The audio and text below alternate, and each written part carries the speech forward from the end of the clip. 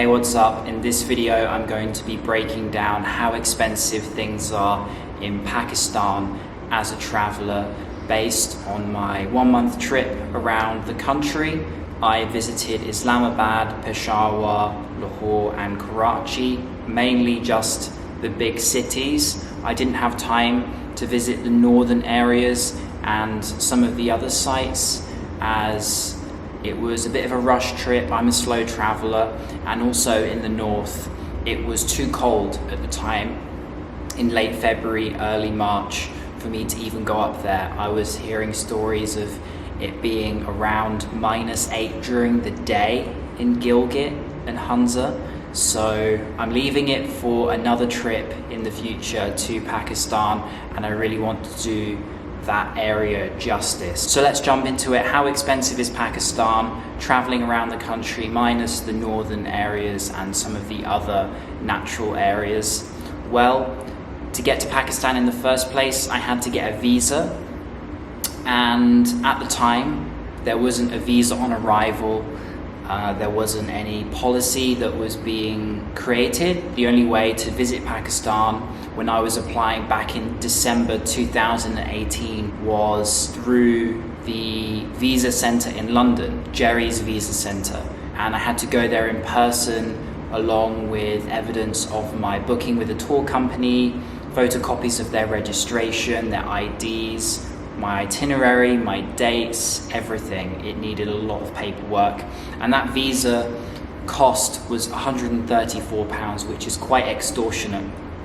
However, since then, Pakistan, you may have heard, has introduced a new visa on arrival by trial basis for 5 countries, and very luckily my country is one of them, the UK, alongside Malaysia, Turkey, UAE and China. Also, there's going to be countries which will now be eligible for an electronic visa, and 50 of those will be visa on arrival after this trial basis ends. So most likely your country will be in there, but do take a look online.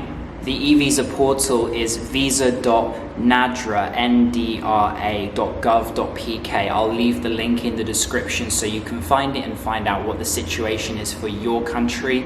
But most likely, if you're watching this video soon after it's been uploaded, this visa policy has not been introduced to Pakistan yet, and you may have to be part of an organized tour. But really all you need is a letter of invitation, LOI, which is the most important thing. That can be from a local person or it can be from a tour company. It really depends on the country you're applying from. It's a case-by-case basis. Some embassies, some visa centres are more strict than others. Some will not accept local invitation letters, some will. In the UK, you do need to be part of an organised tour. It's very difficult to get a visa to Pakistan as a British person on just a letter of invitation from a local person. So once you're in Pakistan, the first thing you need to know is accommodation. Where are you going to stay and how much is it going to cost? Well, I virtually spent my entire trip couch surfing, and couch surfing is a really great way to travel in Pakistan, not because they're so hospitable and everything's free and you can take advantage of the locals, absolutely not. It's because the country hasn't quite developed its budget backpacker sort of scene yet, and there aren't too many options for good quality but also good value hotels, if I'm being honest. I think you can stay at some Airbnbs, but generally in Pakistan, as the tourism industry has not developed yet, I recommend staying with someone on couch surfing. You can live with a local, they can take you out to places that they recommend. You might feel safer if you're unsure about the country, and you'll get lots of advice and tips. And maybe from there, if you're feeling comfortable after couch surfing, you can then go on your own and stay in a hotel. It's quite hard to find good quality budget places, in my opinion. I don't think it's so easy in Pakistan. There are places, but maybe their standard will not be up to the same standard that you might find in other countries. However, I did stay in one hostel during my trip, which was exceptionally good. And this shows that there are still, despite my words, some places in Pakistan that you can stay which are affordable but also good quality. In Islamabad, I stayed in a hostel for just 750 rupees a night. This is the room I've been staying in. A 6-bed dorm, 3 bunks. That one down there has been mine. Equipped with lockers, Wi-Fi, and also sockets to charge your things. So I've been staying in this room for the last 2 nights, just myself, not a single other person. I've been given the key so I can lock it from the inside and the outside when I leave. So essentially it's been my own private room. I've been paying 750 rupees, which still is around £4. That also includes, incredibly, breakfast, paratha, an omelette, and also chai, which is amazing value. Probably can't find that in many countries around the world. You can't even find this place online. It's not on Hostel World. I don't think it's on booking.com. It does have its own website. I'm going to leave the name of it and the information here below. You can check it out. Great value in Islamabad and quite comfortable. I'm going to show you the bathroom now as well. Take you into the toilets. Not too bad, as you can see. And a Western shower, hot water. Also a Western toilet, which is a big bonus for anyone who's not so accustomed to using this bad boy. That's incredibly good value. And this particular hostel company, they have hostels all around the country. So in some of the other cities like Peshawar, they are available. But I'm not sure if they're all as good as the one in Islamabad. Maybe someone who knows them well can comment below and let us all know if the quality is still the same across Pakistan for those hostels. When it comes to transportation within the cities, then I recommend that you download an app called Careem, which is similar to Uber or Grab, but Pakistan's version. They mainly operate on mini cars, which are quite old and a little bit banged up. They don't really have seat belts. AC is not so great. They aren't the most comfortable cars in the world, but they are ridiculously cheap and you can get around the cities very affordably. Take a look here at my spending money in my Careem journeys throughout my trip in Pakistan, and you'll see only a couple of my journeys were over 300 rupees. So we're talking £1.50 to £2 for the most expensive rides, but generally expect to pay just over £1 for a decent 15 to 20 minute journey. Uber is also available in Pakistan, and if you want to go that one notch higher in comfort and maybe quality for your experience in the car, you know, you'll have proper seats, you'll have a seatbelt, it'll be more spacious, the windows might be blacked out, you might feel just a bit more at ease. It's a little bit more expensive than Careem, but not so much. And Uber is also operating in a lot of the cities, but they do have less cars. Careem has more options and you'll likely get a ride faster. As you might expect, rickshaws are available in the big cities like Lahore. However, the price will always be differing and it's merely a bartering basis to determine how much you'll be paying for your ride. What you can do is take a look at Uber or Careem, how much your journey would cost in one of those, and then lower it a bit for your rickshaw and you'll get roughly the right price.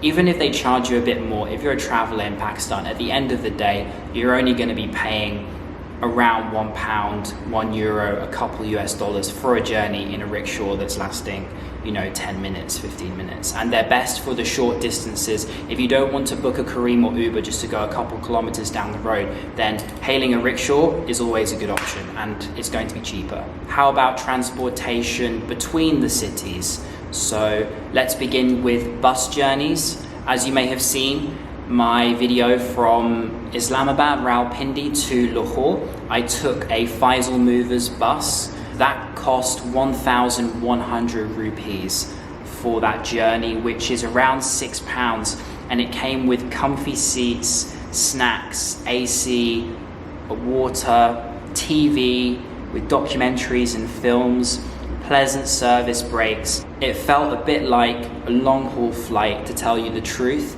And considering the price, that value is exceptional and beats everywhere in Europe or maybe even places like Japan, Singapore, Australia, for the quality that you're getting for how much you're paying. That is truly a great deal. So how about trains in Pakistan? During my 1 month in the country, I only took one train journey, which was from Lahore to Karachi on the Karachi Express, 5,250 rupees for the 19-hour journey on what was apparently AC business class. But to tell you the truth, it wasn't as good as I was expecting it to be, having had that great experience on the bus. And many people in the comments below the video told me that Pakistan needs to upgrade its railway services, and I'm sure they will as the tourism develops. There has been one new train introduced called the Jinnah Express, which apparently is very nice. So if you do want something even better than what I had for my journey across the country, then you can take that one, or also another one called Green Line, which apparently is much nicer. However, if you're comparing the cost of transportation around the country by train to flying, then train is still much cheaper. It takes a lot longer, but you're saving yourself almost half the price by deciding to take the train instead of taking a flight. And by the same token, you're mixing with the locals on those trains and you're seeing the country whiz by next to you. So there are some advantages to taking the train. Moving on to everyone's favorite subject, which is food. How expensive is it in Pakistan? Well, firstly, I'd like to say that as I was couch surfing for most of the time, I was overwhelmed by the very friendly hospitality, as you may have seen in my videos. Many people that I stayed with provided me meals, which of course saved me a lot of money. That's not something I recommend you take advantage of or try to do, but it's just a byproduct of my experience. The people were so friendly, they gave me food and they didn't want anything in return, and that is something that is just really true about Pakistan, and that's just down to the nature of the people. However, talking about food, if you're going out, paying for yourself, for things, paying for your friends, your hosts, wherever you want to visit, you want to try the street food, then let me give you a rough idea about how much things will cost. In Islamabad, Rawalpindi, my favorite place to eat, which I ate every day for breakfast, it was aloo paratha, dal mash, omelette, and chai. It was all for just 120 rupees, which is less than £1. Unbelievable value. You can eat like a king. On the other end of the spectrum, there are also some high-end restaurants. How much can you expect to spend in some of those? Take a look here at the Monal, which is one of the best, if not the best restaurant in Islamabad, with an incredible view over the city. I filmed some of the menus, so take a look at how much the prices are. So we have appetizers, starters, different Western fast food, all up to around 1,000 Pakistani rupees. Continental varieties, food from all around the world, Thai, Mediterranean, Oriental. We can go for some individual deals, Pakistani platter, Kabuli, breakfast here as well, of course, special family deals,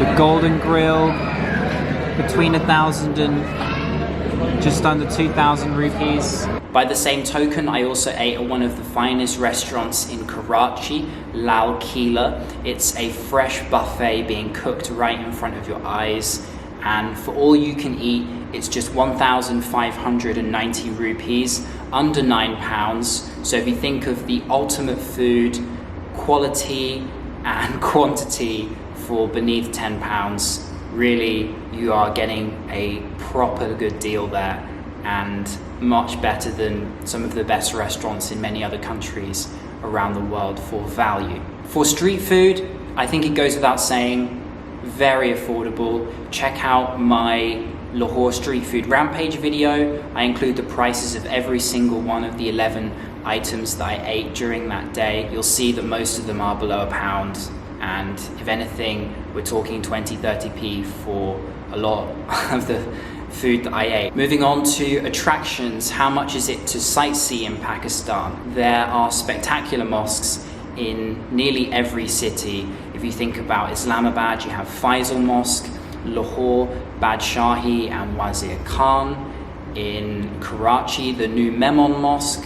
In Peshawar, the Khan Mosque. Unbelievable, old, incredible historic places with atmosphere and the call to prayer, which makes the hairs on the back of your neck stand up if you walk in at the right time.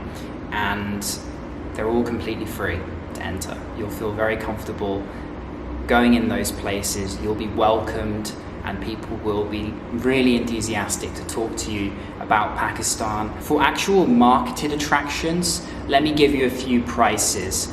It was 250 rupees in Islamabad for the Pakistan Monument. For the Lahore Fort, it was 500 rupees for a foreigner, which is quite expensive by Pakistan standards. But if we're comparing on an international scale, then it's only £2.70 for the most expensive attraction that I went to. And that's pretty much peanuts compared to the main attractions of other international destinations around the world. If £2.70 is the most expensive thing you're going to be paying for, then really you know that you're not going to be spending much in terms of your budget. However, for me, apart from the mosques, apart from those attractions, the greatest thing about the cities are the bazaars. They're free to walk around, they're full of colour, energy and vibrancy.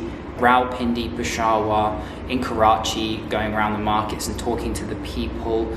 Old Lahore, really it's an adventure just to go in those bazaars and look at the prices as well of all the things that you see. I included a few of them in my Karachi video as we talk to those people, which you can refer to. One aspect of the trip, sightseeing, that I may not be able to talk about is the nature, and that's because I didn't see too much of it. And once again, it was too cold for me at that time to visit the northern areas, and your budget may have to differ depending on what type of trip you do. You may go on a tour and do some treks, which might cost quite a bit more than anything else you do in Pakistan. Alternatively, you may just go on a motorbike trip with a host that you met in Islamabad. So you really don't know what it will cost you, and it can be very cheap or it can be very expensive depending on how you do things. So keep that in mind and do more research and follow those people that have covered that area. I will be able to comment more when I come back. Finally, I'm going to wrap up this video about how expensive things are with one more thing, which I think is essential if you're a tourist to the country, and that's getting a SIM card. I highly recommend that you do this, although it's not necessarily the easiest thing to do in Pakistan. Getting one as a foreigner is a little bit tricky, so maybe you may want to find someone that you're staying with or a local who can help organize one for you, maybe under their name or someone else's, that you can borrow for your trip and post back to them like I did with my host in Islamabad. I used Uphone for 3 gigabytes lasting just 1 week. It cost around 150 rupees, which is less than £1. Just for some perspective on how affordable data is for travelers, the largest package that you can possibly get is 10 gigabytes on Uphone, which costs 1,000 rupees, and that's just over £5 and will likely set you up for your entire trip if you're on a 30-day or 1 month visit. So really not too bad at all for data, and I can only say the coverage that I had was quite fast and reliable. However, if you're traveling into the more mountainous northern areas, then let's just assume it's not going to be as good. So I'm going to wrap up things here. I hope this video was useful and it gave you a good idea for how much you can expect to spend on certain parts of your trip in the country. And maybe if you're still unsure about visiting, then it made you ponder a bit more about the possibility. So thanks for watching, and I'll see you on the next video. Peace.